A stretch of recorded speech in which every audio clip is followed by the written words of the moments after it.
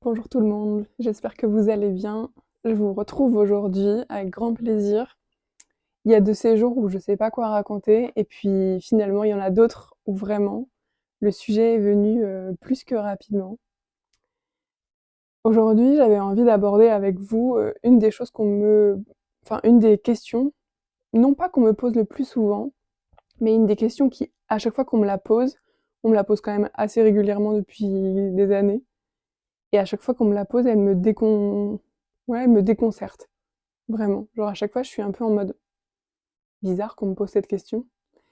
Et je pense que ça va aussi faire du sens avec vous si vous connaissez des épreuves de santé, des douleurs chroniques, enfin voilà, quand on a des pathologies aussi qui sont un peu, ben, et non pas un peu, mais qui sont invisibles, qu'on ne voit pas quand on est à l'extérieur, qu'on ne ressent pas.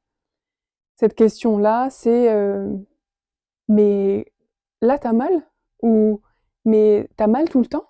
Ou quand est-ce que t'as mal en fait?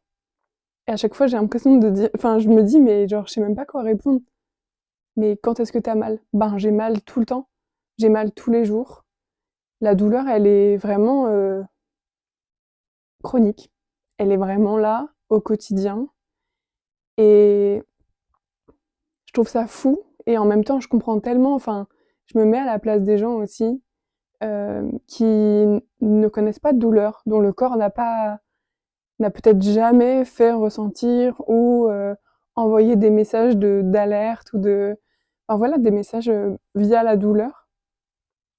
Et à chaque fois, cette question,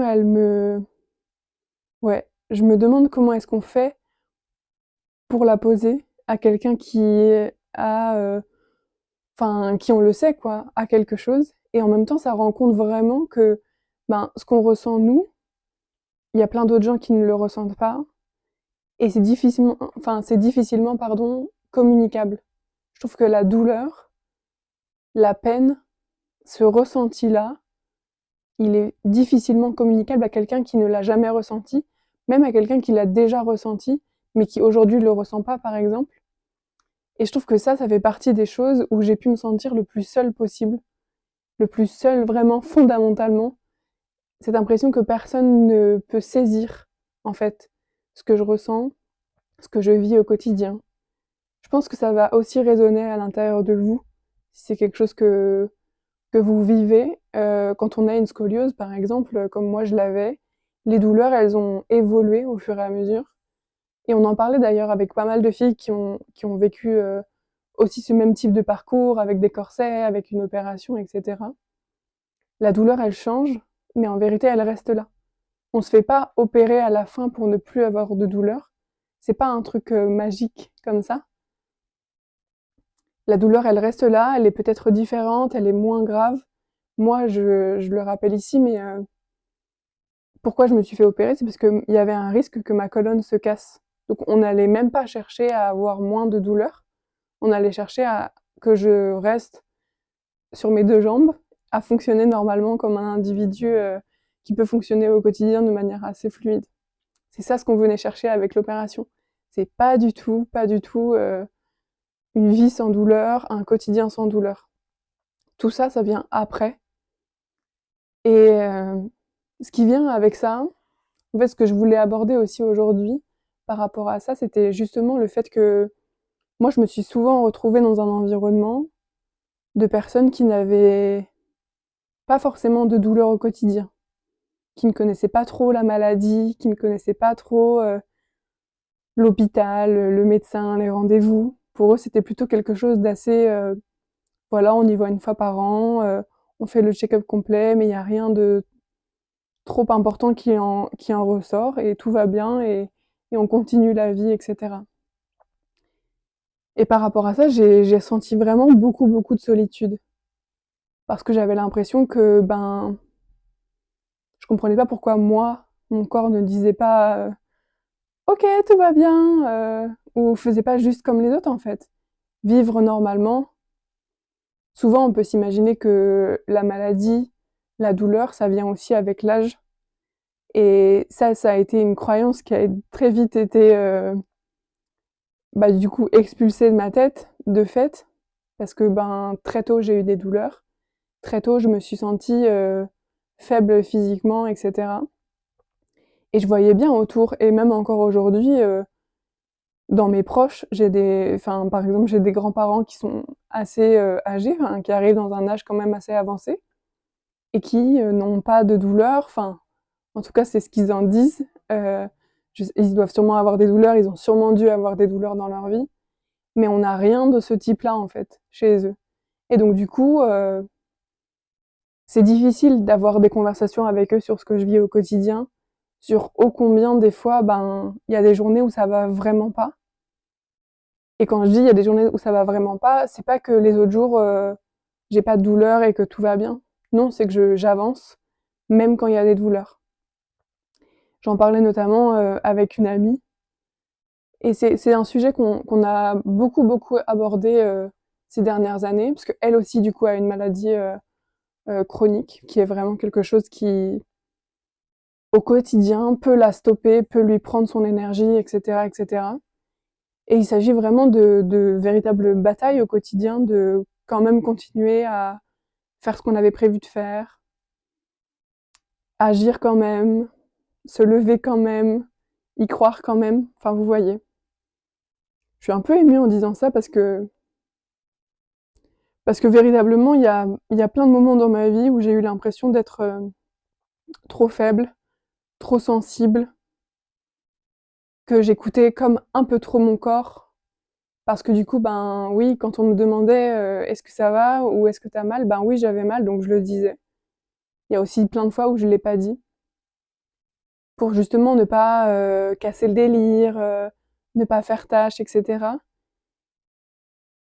Et il y a tous ces moments où j'ai pas écouté en fait, où j'ai eu des douleurs, où j'avais extrêmement mal et j'ai décidé que non, ça allait pas me stopper, ça allait pas m'arrêter sur ça allait pas m'empêcher de faire ça, d'aller là-bas, d'aller à telle fête, de faire telle activité, etc. Et voilà, je trouve que même encore aujourd'hui, quand on en parle avec des gens, même aujourd'hui, moi j'en parle quand même avec beaucoup de gens qui sont, qui vivent ça au quotidien entre guillemets.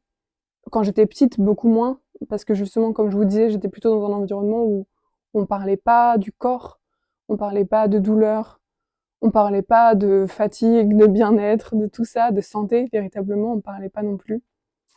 C'était plutôt quelque chose qui allait arriver plus tard ou qui arrivait que chez les autres. Enfin voilà, vous voyez, je pense.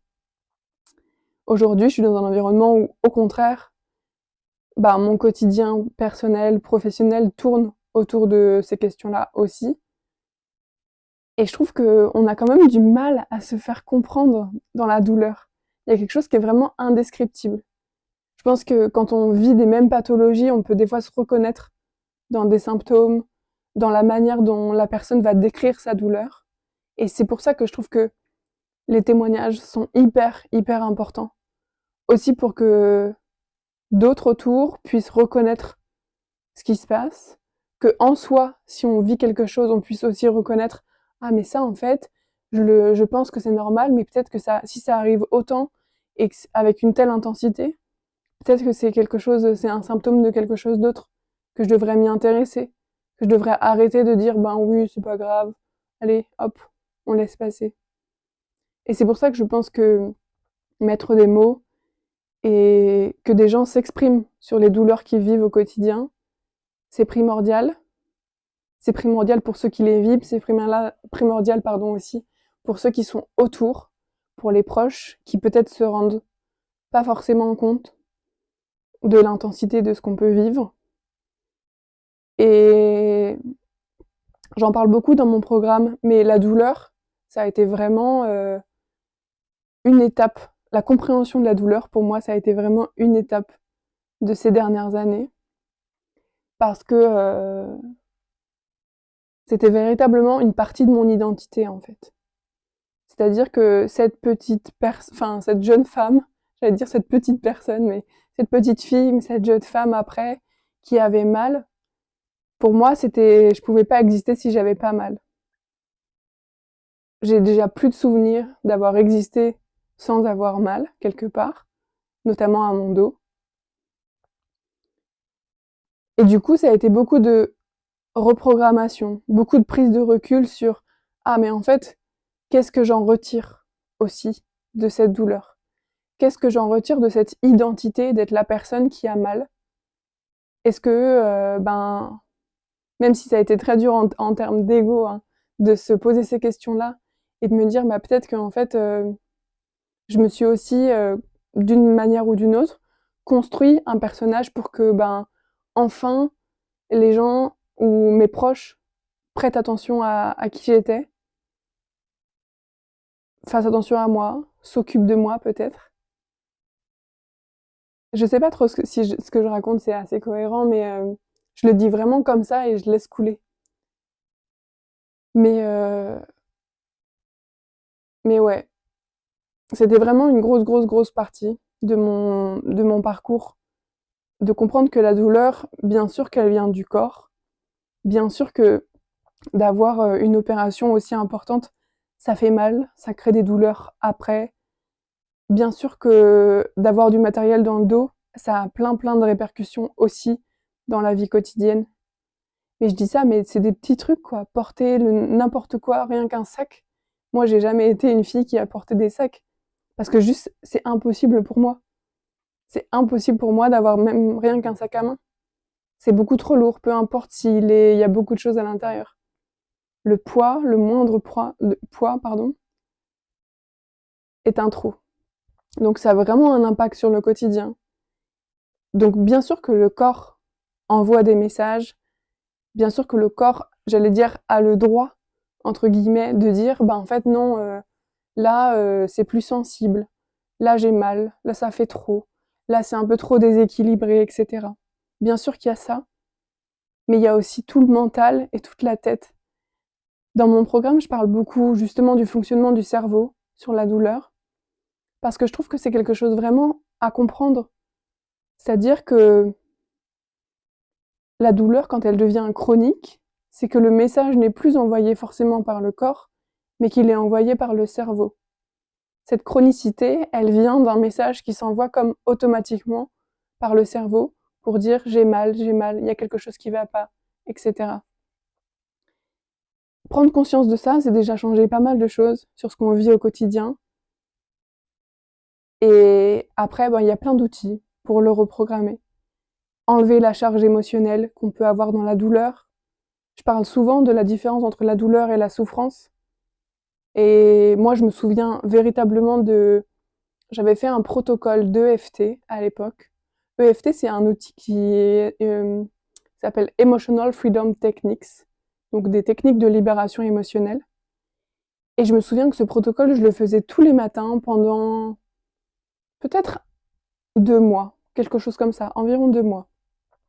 Et j'ai vraiment senti les choses bouger à l'intérieur de moi. Si c'est un protocole qui peut vous aider, avec grand plaisir de vous le passer. N'hésitez pas à me le demander. Mais voilà. Ce que je veux dire, c'est que c'est bien plus complexe que ce qu'on pense. C'est aussi pour ça que nous, avec nous-mêmes, on a du mal à traduire ce qui se passe. On a du mal à comprendre ce qui se passe. Et quand il s'agit encore plus de le communiquer aux autres, c'est encore un autre level de complexité. Et puis pour ceux qui n'ont jamais vécu ça, ou qui n'ont pas idée en fait de ce que ça peut être, c'est vrai que c'est difficile. Je pense que c'est vrai que c'est difficile. Les gens que j'accompagne, notamment quand j'accompagne des personnes qui sont très jeunes, parce que comme vous le savez, moi je me suis fait opérer donc assez jeune dans ma vie. Et du coup, il y a tout l'environnement aussi, par exemple des parents, des proches, des frères et sœurs, des oncles et tantes, etc., des grands-parents qui peut être très important. J'ai aussi toute une part de l'accompagnement qui est du coup pour ces personnes-là. Parce que ces personnes-là vont être des personnes piliers, des personnes cruciales dans le comment se passe le traitement, comment se passe l'opération et puis après aussi. Comment elles peuvent essayer de comprendre ce qui se passe, même si elles vont pas le vivre et on leur souhaite pas de le vivre. Mais il y a quand même quelque chose à expliquer. En tout cas, je pense qu'on peut essayer. C'est ce que je fais dans une partie de l'accompagnement. Et je trouve que c'est crucial parce que c'est une épreuve que quand on décide de plus la vivre seule, véritablement, on la vit plus seule.